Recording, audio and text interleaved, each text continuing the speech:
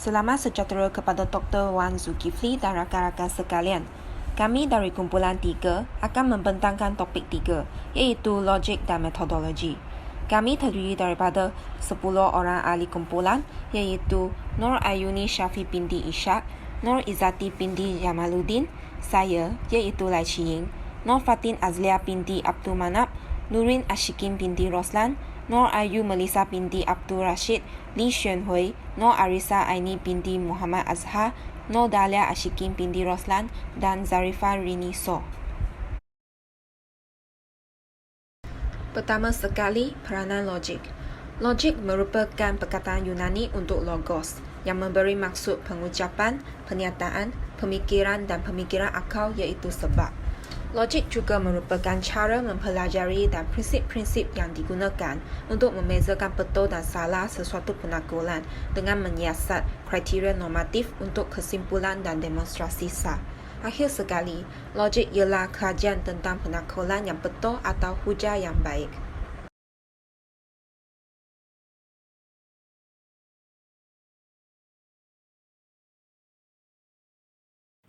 Logik dan kaedah perujahan menggunakan metod ilmiah yang menggabungkan 4 kaedah iaitu deduktif, induktif, abduksi dan heuristik.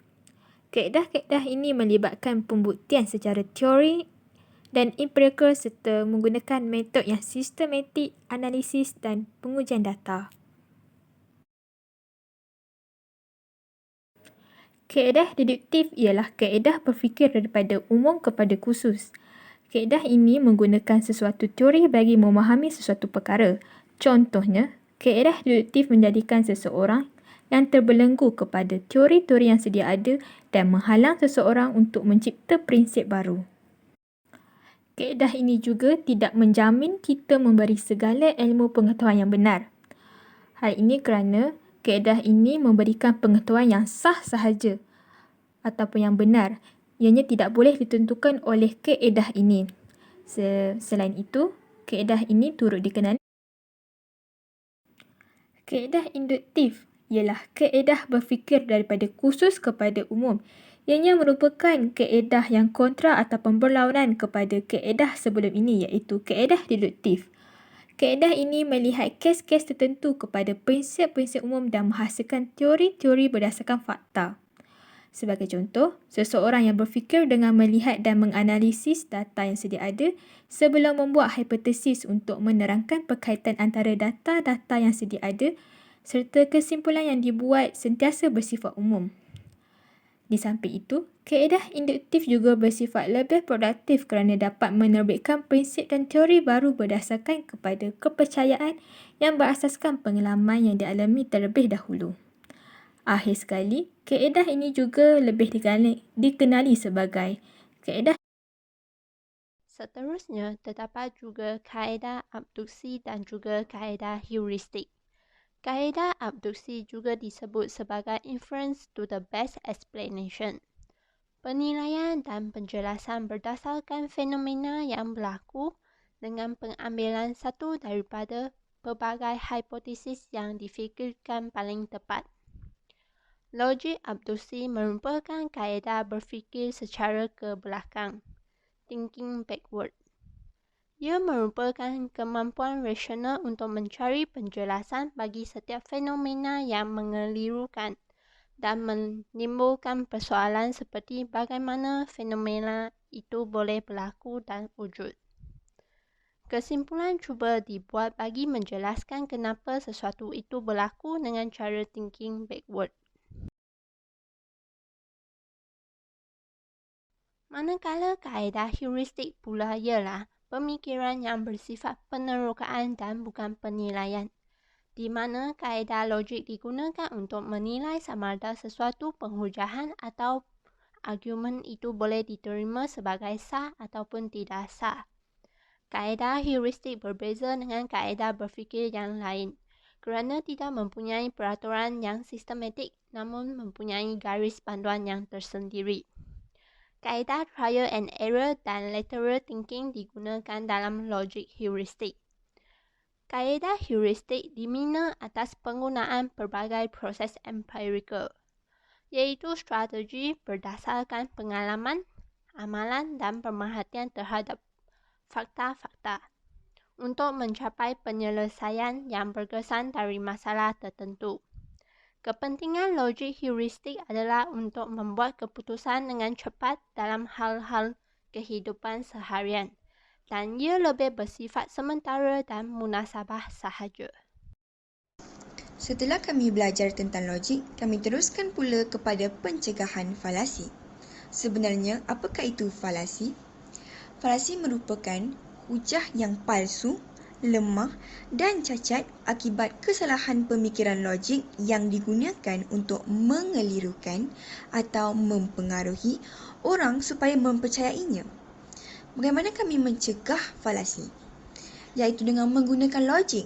Kerana dengan logik, kami dapat membezakan penghujahan berfalasi dengan hujah yang sah. Falasi terdapat dua jenis, iaitu falasi formal dan tidak formal. Falasi formal merujuk kepada hujah yang berfalasi akibat struktur premis yang tidak sah, manakala falasi tidak formal merujuk kepada hujah yang berfalasi akibat premis yang kurang relevan atau premis yang salah. Antara faktor berlakunya falasi termasuk data yang tidak cukup, sikap yang prejudis dan pesimis, kesimpulan yang menyeleweng, andaian yang meleset, tekanan emosi dan juga paksaan.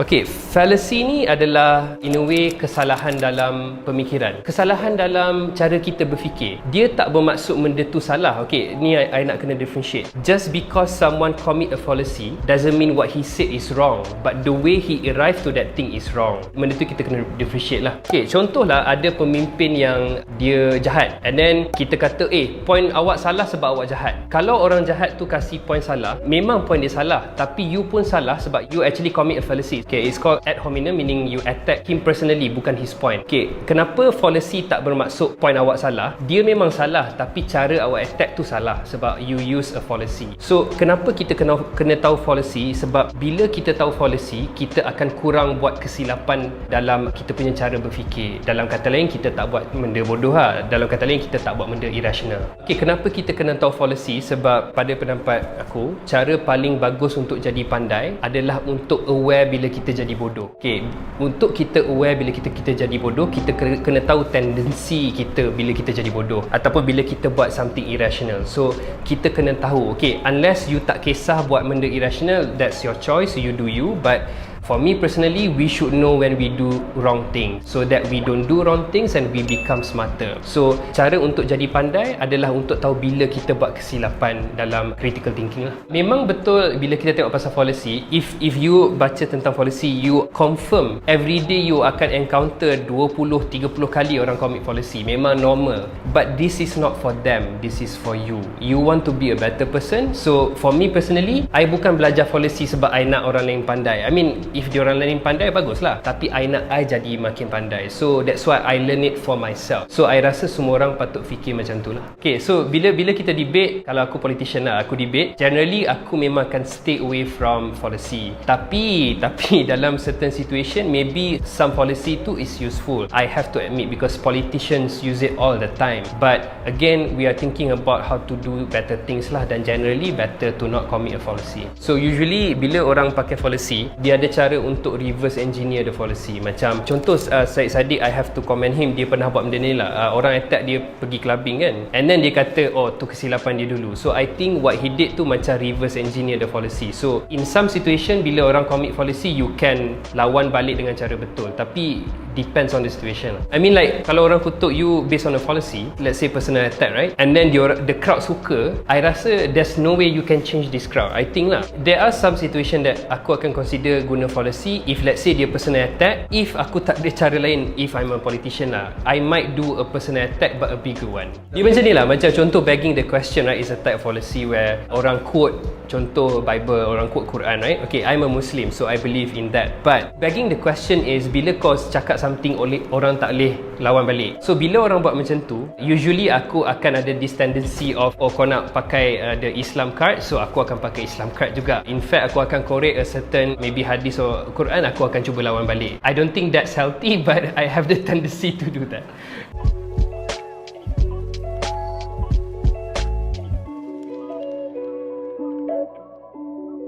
Okay, fallacy. Terdapat 3 kategori falasi, iaitu falasi umum, falasi emosi dan juga falasi genetik. Antara contoh falasi umum adalah falasi kemalangan, falasi jalan tengah, falasi hitam putih dan falasi kebetulan dan lain-lain. Untuk falasi emosi, terdapat falasi novelty, falasi belas kasihan dan juga falasi rayuan khas. Yang terakhir, untuk contoh falasi genetik terdapat falasi ad hominem, falasi ad populum, falasi kewibawaan, falasi inference, falasi komposisi dan akhir sekali falasi bahagian. Contoh falasi umum, falasi hitam putih. Penggunaan kata lawan seperti hitam putih, peperangan, keamanan yang menyempitkan fikiran sehingga seolah-olah hanya terdapat 2 kemungkinan sahaja yang boleh menjadi solusi kepada sesuatu masalah. Falasi hitam putih ini juga digelar sebagai falasi dilema, di mana kami hanya mempunyai 2 pilihan sahaja. Sebagai contoh, sama ada hari ini merupakan hari yang menggembirakan bagi saya atau ia merupakan hari yang menyedihkan. Contoh lagi satu, mahukah anda pemerintahan yang berdasarkan sains, akal dan teknologi atau pemerintahan yang hanya meniru idea-idea dari zaman silam? Dalam dua-dua contoh ini, sebenarnya terdapat sahaja pilihan antara kedua pilihan yang diberi, tetapi ia sengaja menyempitkan pandangan kami sehingga kami hanya dapat melihat 2 pilihan antara banyak lagi pilihan yang ada. Contoh falasi berdasarkan emosi, falasi novelty. Falasi novelty merupakan kepercayaan bahawa sesuatu yang baharu adalah lebih baik daripada sesuatu yang lama. Merujuk kepada gambar tersebut, kami senang percaya bahawa iPhone 13 mesti lebih baik daripada iPhone 11 tanpa mengkaji dan membandingkan dahulu spesifikasi antara kedua-dua telefon pintar ini. Itulah merupakan falasi novelty. Untuk contoh falasi genetik pula, saya akan menerangkan tentang falasi ad hominem. Falasi ad hominem merujuk kepada penghentaman watak peribadi atau penampilan seseorang dan bukannya hujah mereka. Sebagai contoh, andaikan Aisyah dan Najwa sedang berdebat. Ketika Aisyah mengkritik piawai kecantikan zaman sekarang, Najwa membalas hujahnya dengan mengatakan bahawa Aisyah hanya sedang mengkritik kerana dirinya yang tidak mampu menepati piawai kecantikan tersebut. Itu merupakan falasi ad hominem kerana Najwa telah mengkritik atau menghentam penampilan Aisyah dan bukannya hujah yang diberi Aisyah. I took an online course recently which, among other things, covered some common logical fallacies, and I really enjoyed it, and I want everyone to share my joy. Fallacies are really interesting. We use them all the time without thinking about them. And if you find yourself talking to someone who strawmans so hard that they're going to be picking chaff out of their hair for a week, it would be good to be able to point at what exactly it is that's making meaningful discussion impossible. I will also put a link to a website which has pages entitled "Your Logical Fallacy Is," which also has more detailed explanations. Let's go. Fallacy of composition. If it's true of the parts, then it's true of the whole. If there are 3 great players on my hockey team, then my hockey team must also be great, right? And the opposite, fallacy of division. If it's true of the whole, then it must be true of the parts. If my flat is about half the size of your flat, then it follows logically that my doors must be half the size of your doors. The gambler's fallacy is the idea that streaks of good luck or bad luck exist and are not just random noise. It's been read 6 times in a row, it's on a streak! Tu quoque. Or, who are you to talk? If your sister, who does no exercise, says, you should do 150 minutes of moderate or 75 minutes of vigorous exercise a week to be healthy, it is the tu quoque fallacy to say, I'll do it when you do. Who are you to lecture me about what exercise I should be doing? Her not doing exercise says nothing about whether or not you should do it. Straw man, willfully misrepresenting an argument, often in a massively hyperbolic fashion. We should cut down on our use of fossil fuels. Oh, so you want to ban all cars and make 80-year-olds with suitcases run around on bicycles? Do you? No? Ad hominem. You're evil! An evil witch! Burn the witch and don't listen to the witch's opinions. They're the devil's words. Sometimes people are obviously biased or subjective, and so you should treat their arguments with care, but it's generally better form to attack the argument rather than the person. Somewhat related to this is the genetic fallacy, which is assuming that an argument is automatically wrong because of its source. Even a stopped clock is right twice a day. Fallacious appeal to authority. Sometimes it's appropriate to look at what experts think on a topic, but fallacious appeals to authority bring in someone who's an expert in an entirely unrelated field and expect you to treat them as an expert in this field. Being an expert in particle physics doesn't mean you'll automatically have sensible opinions on, say, pig husbandry. Or vice versa. Red herring. A fallacy of distraction. Well, they might have stolen the puppy, Your Honour, but look how sad they are to be in court. Red herrings may seem plausible, but are ultimately irrelevant. In our example, a person being sad because they have been made to come to court is not relevant to whether or not they actually stole a puppy. That particular red herring is also an example of appeal to emotion. Appeals to emotion attempt to distract you by making you feel bad for the other person. So why should we hire you for this job? Because if you don't hire me, then I'll be out on the street, and I'll have to live in a cardboard box. You don't want to make me live in a cardboard box, do you? Appeal to popularity, or bandwagon. 5 million people can't be wrong. Appeal to tradition. People have been doing this for thousands of years, so it must be right. Appeal to nature. Ooh, don't trust medicine or science. It's full of chemicals which are bad for you. Here, take this belladonna. It's very natural. Appeal to ignorance. If you can't prove it false, it must be true, or vice versa. You can't prove that ghosts don't exist, therefore they must exist. Well, you can't prove that ghosts do exist, so therefore they clearly don't. Both of these are appeals to ignorance. Begging the question. Assuming to be true a premise that you are trying to prove. Zog the Great is infallible because in the big book of Zog the Great, it says that he's infallible, and we know that the text is infallible because it was written by Zog, who is infallible, because it says so in the book, which was written by someone who says. Equivocation is using one word to mean multiple things and thus drawing incorrect conclusions, often on purpose. Any law can be repealed by the proper authority. The law of gravity is a law. Therefore, the law of gravity can be repealed, which conflates law in the legal sense and law in the scientific sense and makes you look like a bit of an idiot. False dichotomy, or black or white. Either you agree with everything I say or you're an evil baby eater. There is no middle ground.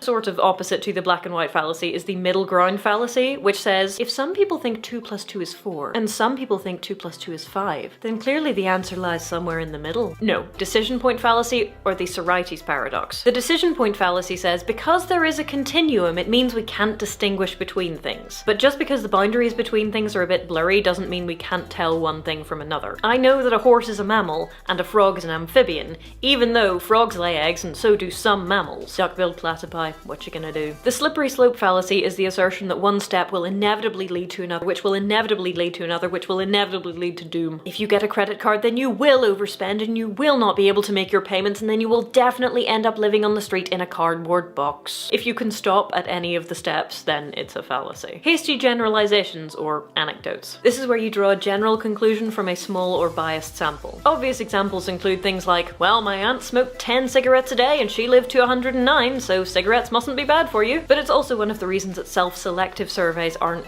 particularly good for drawing general conclusions about a population. Faulty analogy. Comparing things which aren't actually similar in the way that would be relevant. Government is like business. Since businesses strive to make a profit, so should government. Burden of proof. When you insist that it's incumbent upon the person who disbelieves your claims to provide proof against them, rather than providing proof for them yourself. I am a ghost. No, you're not. Why are you saying that? Prove it then. Prove me wrong. Prove I'm not a ghost. Since you're the one saying you're a ghost, surely it's incumbent upon you to back up this rather extraordinary claim. Which you can't, because you can't walk through walls and you're not transparent nor remotely scary. Woo!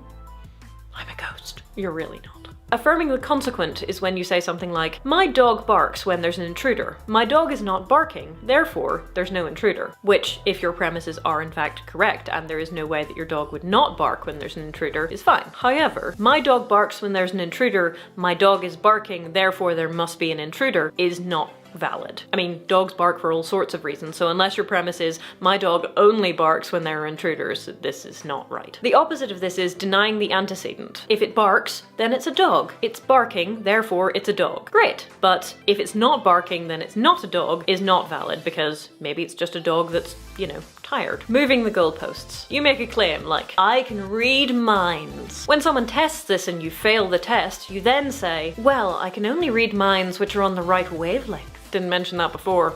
Moving the goalposts. False cause. Correlation is not causation, so even if global temperatures increase while pirate numbers decrease, that doesn't mean that pirates prevent global warming. See also the Texas sharpshooter, where you shoot the side of a barn and then draw your targets afterwards. First you figure out what your conclusion is, then you go looking for data to support it. Loaded question. Asking something with an assumption built in that means the answerer sounds bad no matter what they say. When did you stop beating your wife? No true Scotsman. No Scotsman puts sugar on his porridge. If you're a Scottish man and you put sugar on your porridge, you are not a true Scotsman. Personal incredulity. Well, it's hard for me to believe that we're all made of billions of atoms, and so I'm just not going to. And last but by no means least, the fallacy. Just because something contains one or more fallacies doesn't mean that they have reached the wrong conclusion. Your yoga teacher says I should eat vegetables because vegetables are healthy, but that is a fallacious appeal to authority because yoga teachers are not dietitians. Therefore,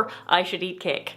Thanks for watching, and I hope this was educational. Leave a comment if you have a favourite or least favourite fallacy, and if you want to give us a truly ludicrous example thereof. I mean, I guess you could give us a normal example too, but And if you like videos about critical thinking, let me know in the comments, and I might make another one. All that remains then is to say thank you to my patrons, and to tell you to look right if you would like to see the subscribe link, the Patreon link, or more videos that you might like. Take care. Terdapat beberapa contoh metodologi ilmu. Antaranya adalah pancaindera, akal, institusi, ilham, wahyu, amalan dan pengalaman, serta belajar dan kajian.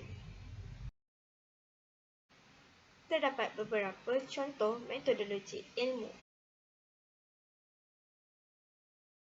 Jadi, terdapat dua metodologi penghasilan ilmu, iaitu yang pertama, asas-asas penakbulan sains, dan yang kedua iaitu bentuk penerangan sains. Jadi, terdapat dua Kaedah penakbulan sains. Penakbulan sains adalah kaedah pemikiran yang dianggap sebagai kaedah sains melalui beberapa proses penemuan sains dan kaedah-kaedah logik. Dalam kaedah pemasaran Popper, terdapat 3 prinsip utama dalam sains.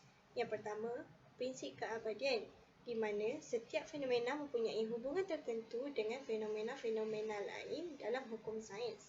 Yang kedua, prinsip radikal, di mana semakin kuat sesuatu fakta sains itu boleh memalsukan hipotesis, maka semakin penting peranannya sebagai fakta sains.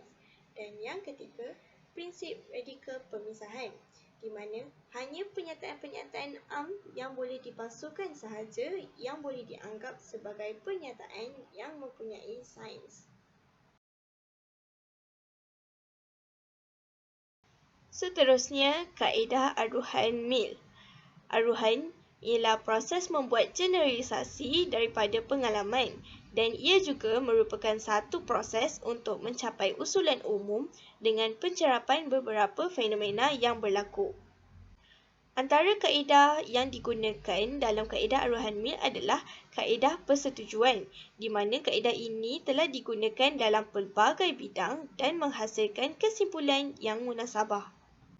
Yang kedua, kaedah perbezaan, di mana kaedah ini ialah asas kepada kaedah eksperimen sains kerana ia melibatkan penggunaan eksperimen kawalan. Yang ketiga, kaedah gabungan persetujuan dan perbezaan. Kaedah ini adalah untuk mencari faktor yang sentiasa ada apabila fenomena itu berlaku. Antara bidang yang menggunakan kaedah ini adalah bidang psikologi dan psikoterapi, bidang perubatan, fizik dan sebagainya. Seterusnya, kaedah baki, di mana kaedah ini digunakan dalam bidang astronomi iaitu dalam pendemuan planet Neptune.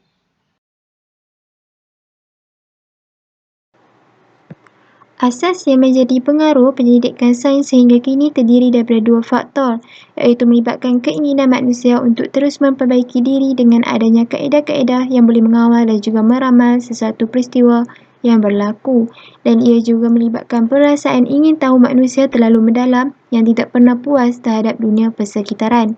Daripada faktor-faktor inilah, maka adanya penerangan-penerangan dalam sains. Kita beralih kepada bentuk-bentuk asas penerangan saintifik yang dibahagikan kepada dua bahagian iaitu penghurai dan juga huraian. Penghurai adalah pernyataan yang menyatakan keadaan tertentu yang terdahulu dan ia juga merupakan pernyataan yang mewakili hukum-hukum umum. Manakala untuk huraian ialah ayat yang menerangkan fakta yang hendak dijelaskan. Bentuk-bentuk asas penerangan saintifik ini terdiri daripada dua iaitu penerangan saintifik tulen dan juga penerangan pseudosaintifik. Bagi penerangan saintifik tulen ini pula terbahagi kepada penerangan berdeduksi dan juga penerangan berkebarangkalian. Manakala penerangan pseudosaintifik merupakan penerangan yang bukan penerangan saintifik. Beberapa contoh mengenai penerangan ini ialah penerangan berfungsi, penerangan bermakna dan juga penerangan bersejarah. Penerangan berdeduksi ialah penerangan apabila kesimpulan itu dibuat berdasarkan pernyataan-pernyataan umum. Ia juga merupakan penerangan deduksi kerana kesimpulan diambil daripada fakta-fakta yang tertentu. Penerangan kebarangkalian ialah penghurai perlu mengandungi sekurang-kurangnya teori berstatistik dan penghurai hanya memberi sokongan tetapi tidak menentukan kebenaran sesuatu huraian. Model ini juga boleh ditulis dalam bentuk seperti penghurai dan huraian. Setiap penghurai mempunyai peraturan dasar berkebarangkalian dan pernyataan terhadap sesuatu keadaan awal, dan juga huraian adalah pernyataan tunggal. Daripada bentuk ini, pernyataan tunggal merujuk kepada sesuatu kejadian, merujuk kepada orang ataupun lain-lain. Seterusnya, penerangan pseudosaintifik yang mempunyai tiga penerangan. Yang pertama dalam penerangan berfungsi, iaitu dipertimbangkan contoh-contoh mengenai penerangan berfungsi yang terdapat dalam sains kemasyarakatan dan juga sains biologi. Di sini kita lihat berdasarkan contoh dalam sains kemasyarakatan, kenapa orang India Hopi masih mengamalkan acara memanggil hujan walaupun upacara ini jarang mendatangkan hasil yang dikehendaki. Hal ini kerana mereka melakukan upacara ini kerana untuk mengukuhkan lagi kumpulan dengan menyediakan waktu untuk kumpulan itu menceburkan diri dalam aktiviti-aktiviti biasa, dan juga pengukuhan ini penting untuk kewujudan sesuatu kumpulan itu. Penerangan bermakna ataupun penerangan tegas adalah sesuatu penjelasan yang dihubungkaitkan antara A dan juga B mengikut psikologi dan juga suasana. Ia juga melihat setakat mana sesuatu penjelasan itu dapat dihubungkaitkan. Manakala bagi penerangan bersejarah pula, ia menerangkan bahawa ingatan sejarah itu bukan hanyalah dari sejarah sains.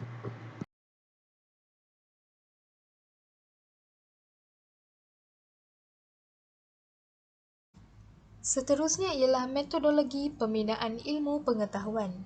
Definisi ilmu umumnya disebut sebagai knowledge dan science yang diterjemah dalam bahasa Melayu sebagai tahu, pengetahuan dan kepandaian.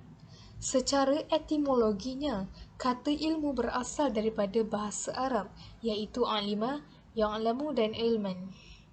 Ilmu adalah penghubung antara alima yang tahu sebagai subjek dan ma'lum yang diketahui sebagai objek. Dengan kata lain, ilmu adalah penghubung antara yang tahu, subjek, dan yang diketahui, objek. Said Muhammad Naqib Al-Attas 1975 mentakrifkan ilmu sebagai ketibaan sesuatu makna hasil daripada maklumat yang benar ke dalam diri seseorang. Konsep ilmu menekankan makna kebenaran dan bukannya kepalsuan kepada jiwa seseorang.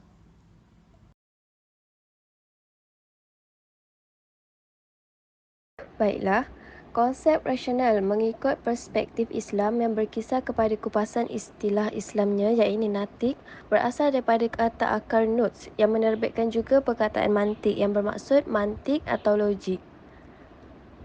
Seterusnya, kaedah sains. Dia pula terdiri daripada kaedah aruhan dan kaedah didaksi, di samping menggunakan kaedah intuisi dan heuristik serta kaedah uji kaji. Setiap kaedah ini mengandungi persoalan-persoalan teknik dan falsafah yang kontroversi dan masih terbuka. Menurut Kuhn pada tahun 1962, sains itu sebenarnya merupakan penumpukan pengetahuan pada sesuatu tempoh masa yang menerbitkan kebenaran yang bersifat relatif, iaitu nisbi. Sains yang telah lulus ujian akan tetap disorot oleh sarjana-sarjana besar dari masa ke masa dan akan mengalami perubahan. Baiklah, pada slide yang seterusnya ini anda dapat lihat istilah-istilah yang digunakan dalam proses sains dalam metodologi pembinaan ilmu pengetahuan. Yang pertama adalah alam nyata. Yang ini bermaksud tingkah laku atau telatak atau fenomena yang dapat dikeseni oleh panca indera seperti mata, mulut, telinga dan sebagainya dan oleh akal fikiran seseorang. Dan ini adalah mengikut fahaman sekularis. Manakala pada mengikut konteks agama Islam, ianya berupa manifestasi alam gaib. Yang kedua pula adalah peniskalaan. Yang ini bermaksud abstraksi. Ianya merupakan satu proses mencari unsur-unsur penting dalam alam nyata untuk dipisahkan daripada alam nyata yang kompleks ini, yang kemudiannya diunggulkan sehingga membolehkan seorang menterjemah alam nyata dalam bentuk fikiran yang sesuai. Proses peniskalaan ini menurut pandangan sekularis adalah bebas daripada sebarang prasangka dan sebarang sistem kepercayaan atau sistem nilai seseorang pengkaji.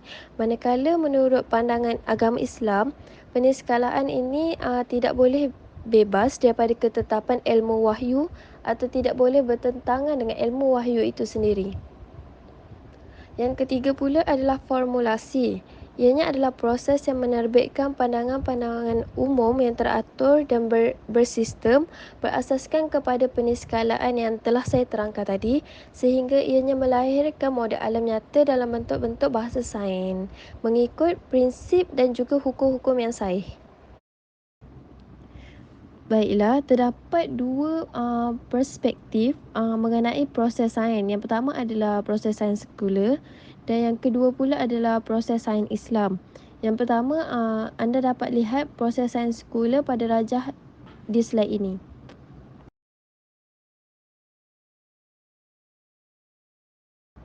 Manakala proses sains Islam pula diterangkan pada slide yang kedua ini.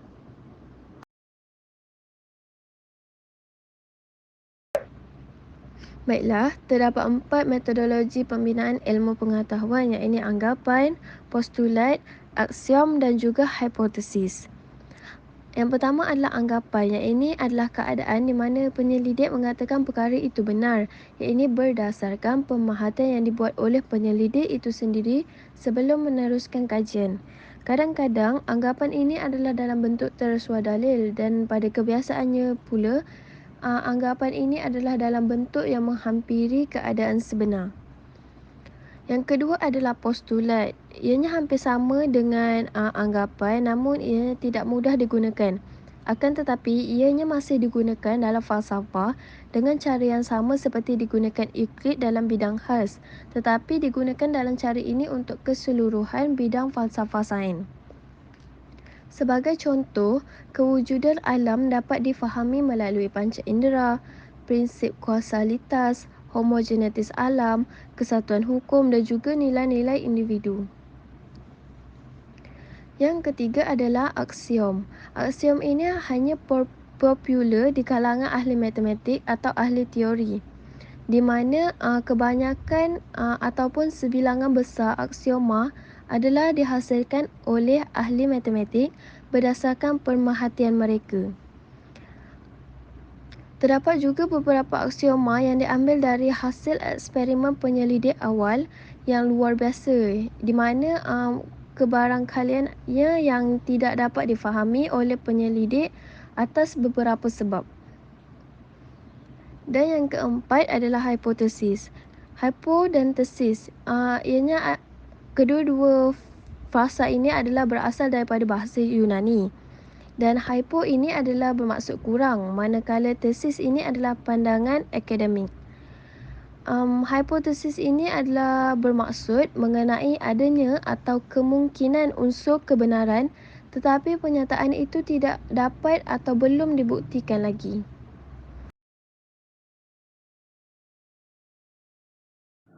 Baiklah, seterusnya iaitu berkenaan dengan fakta dan teori. Terdapat 4 pendapat atau pandangan, iaitu yang pertama, pendapat lama, pendapat berperihalan. Yang kedua, pandangan atletis, instrumentalis. Yang ketiga, pendapat pertengahan. Manakala yang terakhir iaitu pendapat moden. Bagi pendapat yang pertama iaitu pendapat lama, pendapat berperihalan. Pendapat ini merupakan sudut pandangan paling awal. Fakta adalah objek, proses atau peristiwa yang berlaku secara konsisten. Fakta dapat dinyatakan dalam bahasa apapun tanpa bergantung pada teori. Fakta tidak semestinya membuktikan atau membantah teori. Teori menerangkan penggunaan perkara yang tidak dapat diperhatikan. Teori tidak semestinya membuktikan bahawa fakta itu betul. Fakta bersifat tunggal, tetapi teori adalah beberapa pernyataan yang diproses dan berkaitan. Bagi pandangan yang kedua iaitu pandangan atletis, instrumentalis. Pandangan ini dirujuk sebagai pandangan orang yang melihat sesuatu daripada segi mantiknya sahaja. Teori berupa alat mantik bagi mengorganisasikan pengalaman hidup dan mewujudkan hukum uji kaji fakta. Ayat teori bukan satu penyataan tetapi dikelaskan sebagai bentuk penyataan. Teori berfungsi sebagai prinsip yang selaras dengan hal-hal empirik yang telah dianalisis.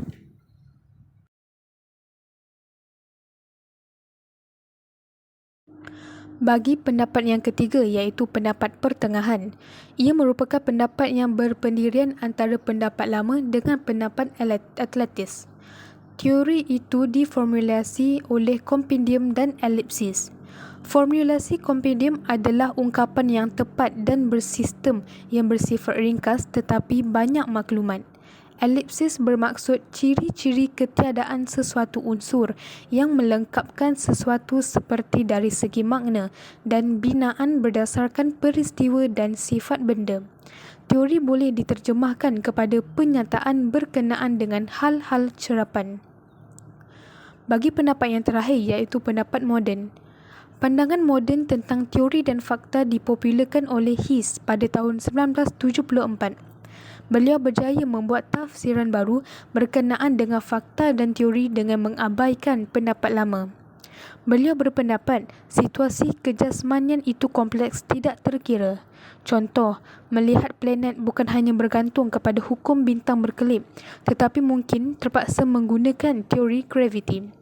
Semua penyataan empirik berlapikkan teori yang menunjukkan bahawa fakta tidak boleh difahami sebagai fakta atau dispekulasikan sebagai fakta tanpa teori.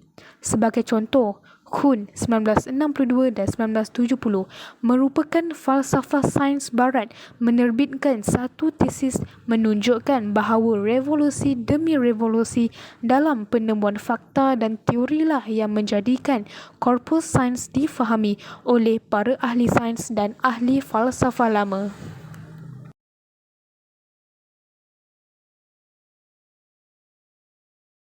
Jadi itu sahaja untuk pertanyaan kami pada hari ini. Terima kasih untuk perhatian anda semua.